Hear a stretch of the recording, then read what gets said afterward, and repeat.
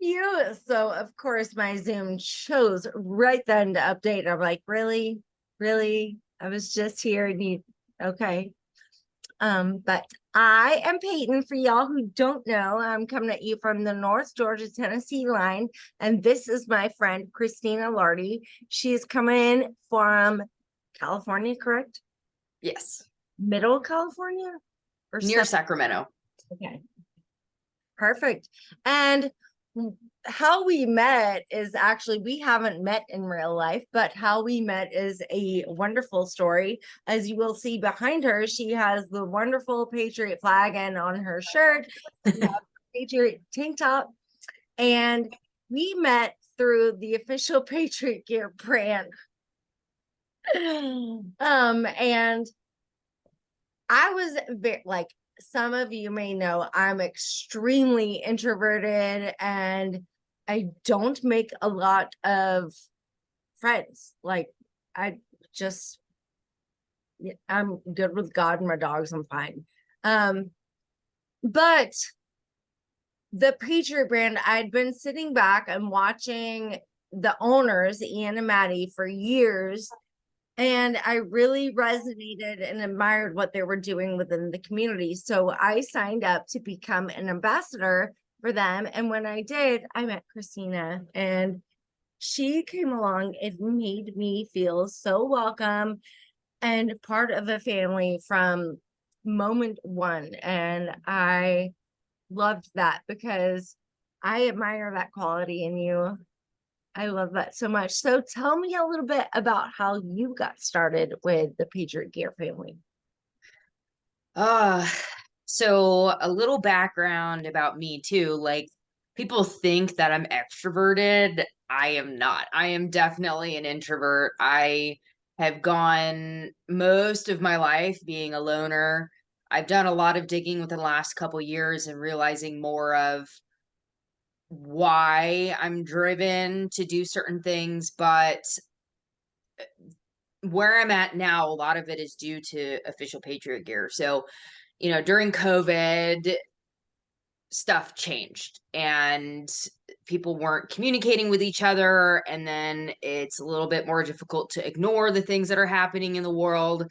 And I'm born and raised Northern California in the Bay Area. And then since 2016, been in a Sacramento area. And I never aligned with one side or another. I've always been an individual thinker, and I avoided a lot of political conversations because to me, they weren't the right conversations to be having. It was very one or all the other, and it just all seemed kind of like the same BS. And Instagram, through the grapevine of following somebody, actually, it was Tommy Vexed. I found him through someone that I was following, and then Tommy Vex went live with Ian Went, and then I heard him starting to talk, so I followed Ian Went, and I saw more about his mission, that patriotism is not partisan, and that you're a patriot if you love your country, you love its people, you want to see it thrive, and you're willing to fight for it. And I was like, wow, like I really align with that. And freedom is something that I well, I'm in America, right? Like I love freedom. And I didn't want to buy gear to start with because I wasn't sure. There were some websites that looked kind of like it might have been it, but I wasn't sure which one was the right one because there's other groups using the word patriot and in more of a negative light. And I didn't agree with some of these other groups. So I think it was about it was a FitCon Utah. I went out there and Ian had a booth. So I went there, I met him in person, talked to him. My husband was with me. And that was when I bought my first shirt and got totally bought into the mission and everything. And the following, it was right before Black Friday, he opened up the ambassador program, the very first group. And I was like, you know what? I'm going to throw my name in the hat and see what happens. And he made the announcement, oh, welcome to the new ambassadors, or well, not new. It was completely brand new. So it was like, welcome to all the ambassadors, and I didn't get a notification. I was like, oh, that's such a bummer. I really, really wanted it. And then I ended up getting the notification. It was just a little bit delayed. And I was so ecstatic. And at the time, I think I only had like a couple hundred followers. My Instagram was a dog page. Thus, my Instagram handle is Moose and Kaya. It was a dog page. And I never posted my face. Little background about me. I'm a retired EMT. I worked for the fire department. Due to a back injury, I retired out. And I did not have social media when I was working, just because social media, I had only had a negative experience with it before the last couple years. And I was like, you know what? I don't, my dad was also really paranoid about putting your picture and whatever on the internet. And obviously things have changed a bit since then. But I didn't have a presence online. I didn't have confidence. I didn't have my real name on anything. Like, I was very introverted behind the scenes, just watching everybody. But the thing is that I knew inside my heart that that's not who I really was, and how like I wanted to be. Like, the people I was looking at was Tommy Vex, Andy Frisella, Ian Went, Ian Smith, Dana Lynn Bailey, Rob Bailey, like all these people, I am watching them living their lives, living their best lives and totally crushing it. And I'm over here in pain all the time because of my injury. And yeah, it's part of my life, but I was a victim at the time. And I had the mindset of, I can't do anything. Like, they're in this country. Like, I've always been kind of a silver lining person, but at that time I was so depressed, and I needed some guidance and encouragement. And being a part of the official Patriot Gear family has really helped me find my voice. And I'm still finding it, like, as I go. Like, I am continuously growing. And uh, when you say you had a great experience with joining the ambassador program, I am so grateful that what I was doing was perceived that way, because that's what I want. I am that person that I was the loner that didn't have friends. I was the person that, like, I even struggle with suicidal thoughts even to this day, but I used to have them a lot more when I was younger. I've been overweight most of my life. I struggle with self-hatred, and all of it comes down to is this lens that I had most of my life, is that no one loves me, and I didn't love myself. And that's given me this drive that I've been able to turn this negative into a positive. And I'm using this to connect with people, not only for myself, but to help other people connect. Because I don't want other people to feel the way that I felt, and that I feel like I can be in a room with a ton of people. And if I let myself go down that path that I've done for a very long time, I can feel completely alone, even in a room full of people. And I don't want other people to feel that way. So I do a ton of different things. Like, I invited you to the team building Zooms. I do 2 of those a week. I host Instagram Live for Patriot Friday every Friday. And my goal is to get people to engage with each other, not just watch us talk. I like people in the comments and contributing. And I do meetups where I choose activities specifically so that we interact with each other, and to help encourage that family feel. And I don't want people to feel like, they're clicky over here. And then, and a lot of the times people don't do it on purpose. Can you, speaking of encourage, can you talk about what you are doing with the encouragement boxes a little bit? Because I love the idea, and I think more people, period, need to do them in their communities, because I am all about, like, starting, I call it love bombing. Just love bomb the people nearby, locally.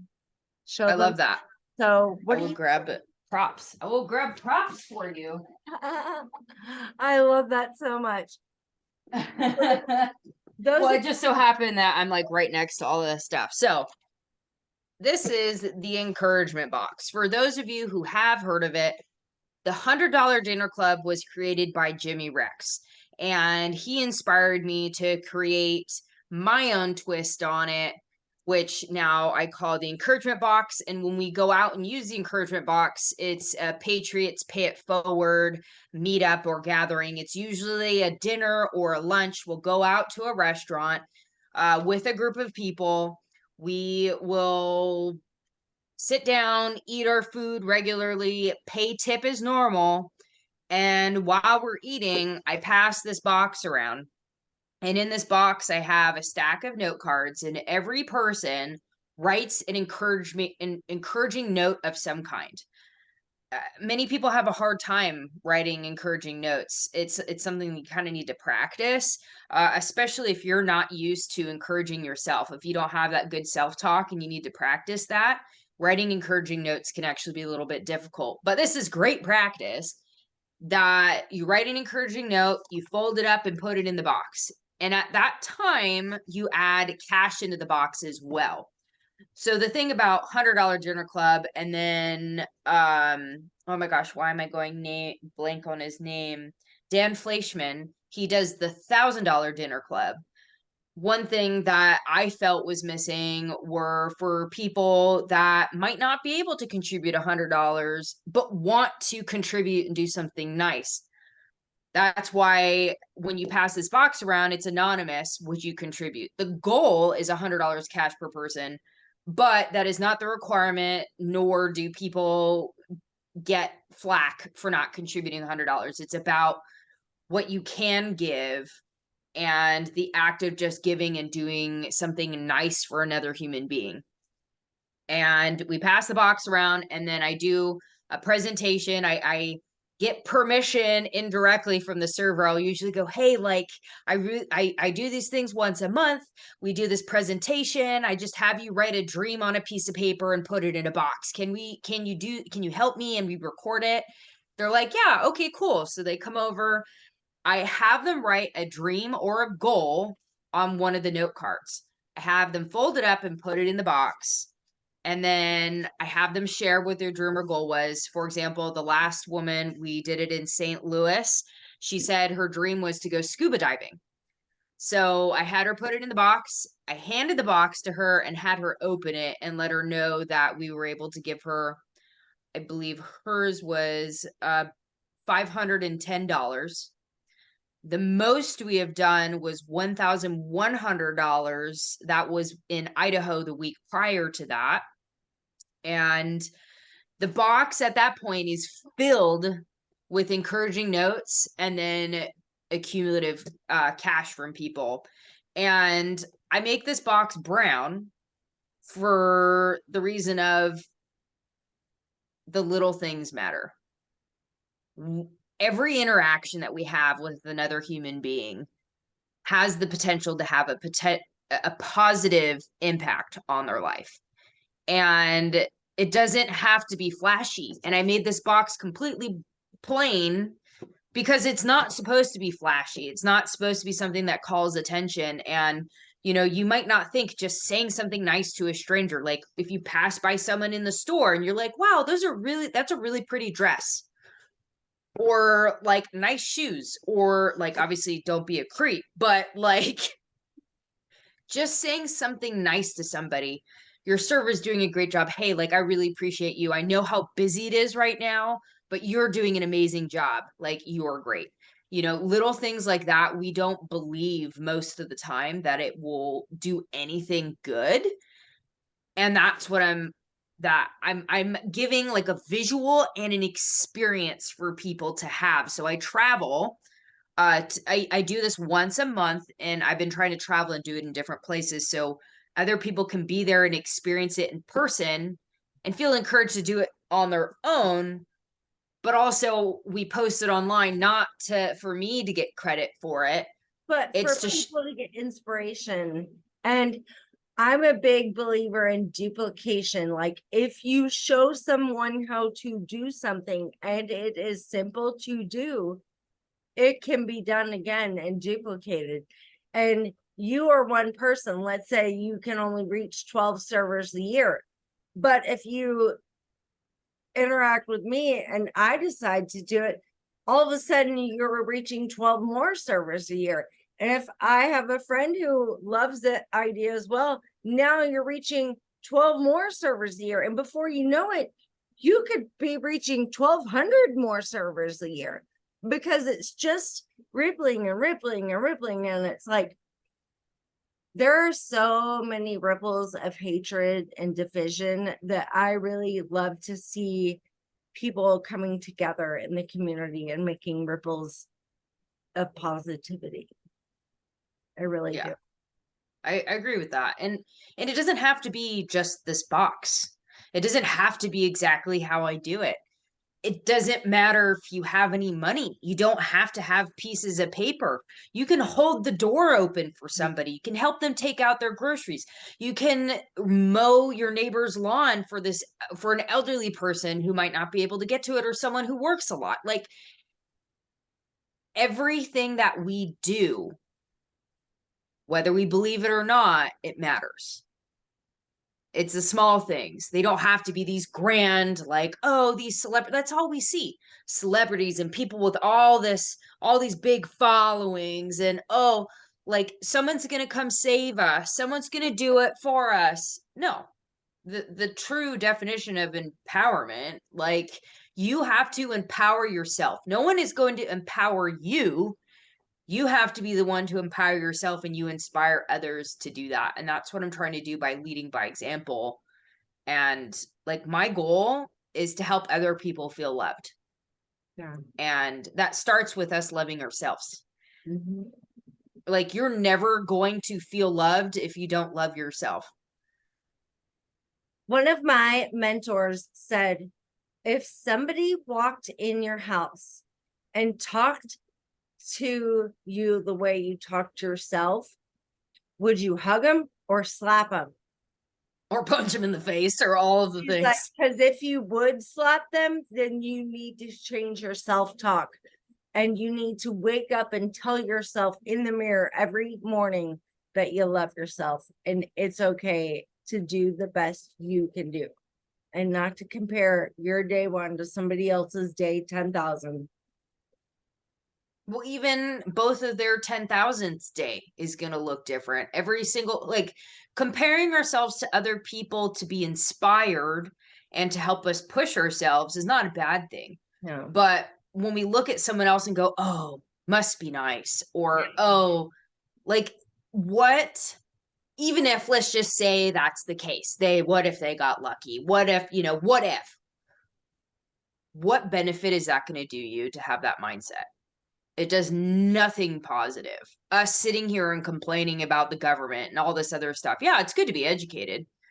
But us just sitting on all of these things and fighting amongst each other, what if this worked, it would have worked already. We would be in a different place by now. So we need to do something different. The systems we follow is what gives us the results. If you've been doing this for a very long time, if you have this lifestyle, but you don't like how you're living, if you're not happy, you have to do something different. It's not just gonna change on its own. The power lies within each one of us. And we can't tell people what to do. We can't control other people's actions, but we can positively influence them by us showing them what's possible. You can only lead by example. And one of the things that was a big hurdle for me in the last 6 months is I may be super disappointed in someone, but I am not going to change who I am fundamentally because I am upset with someone. If I said, Christina, I'm going to give you a mustard seed and then we stop being friends tomorrow, I would still mail you the mustard seed. Because why? Because when we were friends, I said I was going to do that. So I'm not going to change my fundamental values because I'm upset with anyone. Like, that just hurts who I am. It doesn't hurt you. And I heard it somewhere. It's like drinking poison yourself and waiting on someone else to die. I haven't heard that one, but or maybe I have. I've heard of something similar for sure. It's there's another one too. I don't know why I'm going blank on it, but it's essentially the same idea. Like you're expecting, someone else or something else to come along and, like forgiveness is not about the other person. It's about you. Like they don't know whether you actually forgave them or not. Do you think they really care? Like how is that affecting their day? No, it's affecting your day. It's affecting how you feel. It's affecting like, do you sleep at night? Like forgiveness is not about the other person. It's about you and your own healing. And eh, it's not selfish. A lot of people like, the whole self-care thing. It's like, oh, it's so selfish. It's like you can't take care of other people until you take care of yourself. And I don't have kids, but I'm married. And when I started prioritizing my health physically, mentally, and it has helped our marriage, I've been able to work on aspects of myself, be able to communicate better. And yes, it takes two to tango. But by me leading by example and learning what I can do and knowing that taking accountability for myself. Like that's one big thing Andy Frisella talks about is personal excellence is the ultimate rebellion. And extreme ownership by Jocko, and I'm going blank on the other gentleman's name, but extreme ownership, great. Like I've read a ton of great books within the last couple years, but that's also a really great one that I think everybody should read, that within taking accountability for yourself and understanding that you actually have all of the power. It is the most empowering thing. People are like, oh, let's empower women. You know how to empower women or just people in general? Help them understand that they have control over their own actions and over their thoughts. Your initial thoughts, yeah, like you can't help it if you, like when I have suicidal thoughts, I can't help the fact that these thoughts pop up, but I can control how I respond and what I do after that. My internal conversation when those thoughts come up, I have complete control over that. When I was really overweight, I can control what I put in my mouth, whether I didn't understand it, like this light bulb, like I didn't understand why, oh, I'm working out and I'm still really fat. And then for a long time I wasn't working out, and then I was just eating, I was trying to eat healthy, but I didn't understand that I was still eating too much. Mhm. It's as soon as I understood, like one, you take in new information and learn how to do things better. So I'm not like as pissed at my past self because I didn't have that knowledge then, but I understand that my actions, I have complete control over that. And it's the most empowering thing. If I know I'm sitting on the couch and watching TV, I don't get mad at myself for sitting on the couch and watch TV. But I understand by sitting on the couch watching TV instead of studying for my personal training program, that that's a choice that I am making. I'm not making more active progress right now because of that. But that's okay because I'm going to do an hour of this, then I'm going to go back and do, it's just the whole mindset about it. The actions themselves might be exactly the same as they were before, but the mindset about it changes absolutely everything. I agree. I totally agree. Being intentional, and what has saved my bacon is setting timers. Because and I was one of those people who could get caught in the quote scroll hole on Instagram. I was told to find an audio for a reel, and I was like, oh, okay. And I looked down at 9:37 and then look back up and it would be 1:37. I'm like, where did the last 5 hours go? Like, what happened here? What? I do that a lot. So literally I'll set a timer for 3 minutes and it tells my brain you have to move fast here, scroll like a mad woman, find an audio, make it happen. And now I'm trying to find the audio and create the reel before the timer goes off. I've stepped up the game. Oh, really? You want to time me on finding an audio? Time this, timer. Make it a competition against yourself. there's so many different things that we can all implement. It's all about habits, baby steps. You're not going to climb a mountain. Teleportation isn't a thing yet. Well, who really knows? The government hides all sorts of things. One of We can go my down that. favorite books It's a ever. great This book. is like my fourth or fifth time reading it, but I'm halfway through it again. But this is the best book. And it's just tiny changes, 1% changes. And if you get 1% better every day, then at the end of the year, you're 365% better than you were. You guys, if you have not read that book, you absolutely should. It is, you start realizing things about yourself that you didn't realize before. It teaches you about yourself, and then it gives you tips on how to create new habits. So you're not fighting yourself. Like, how many times have we tried this new diet fad, which diet fads are total bullshit, which I'm learning. But like, how many times have we tried something new? And or say, hey, I'm gonna do this. This is a new thing I'm gonna implement, and then we don't do it. This book helps you understand why it didn't stick and how you can start implementing things so you can have a sustainable lifestyle, because that's what most of us want. We want to have a sustainable lifestyle.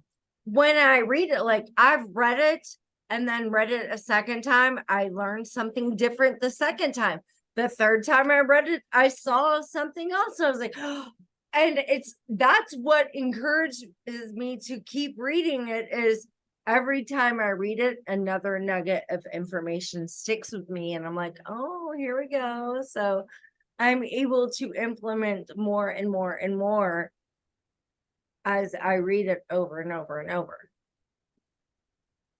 Baby steps. That's all it's about. Like, we're not going to jump to the top of the mountain in a day. If you have that expectation for yourself, that is why you are failing, because it is unrealistic to expect yourself, not that you're not going to reach the tip of that mountain, but you are expecting yourself to reach it tomorrow, when worthwhile things take a while.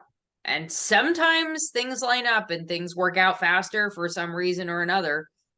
But most things, they take time, they take you putting in the work and truly earning it. You have you dog. read Winning by Tim S. Grover? I have read one of his other books. It wasn't Winning Relentless. it. Relentless. Yes, I have read Relentless twice. Yeah. I was like, I'm also reading this one, but Winning is one of my favorite books, and one of the things he says in there is there is not a formula to get rich quick. If there was, everyone would have already used it. Mm-hmm. It's different for everyone. Like, figure it out. Figure it out, people. Well, same thing with weight loss and gaining muscle and all this other stuff. There's no easy pill. Yeah. I actually had a girl, she got a 10-pack of ketones. And then she messages me and she's like, well, I haven't lost any weight. And I was like, you literally did 2 a day for 5 days. And she was like, yeah. And I was like, okay, think of them like Invisaligns. You don't just get Invisaligns in the mail and pop them on, 5 days later, your teeth are great. And you have like chompers, like pageant worthy chompers. No, you don't.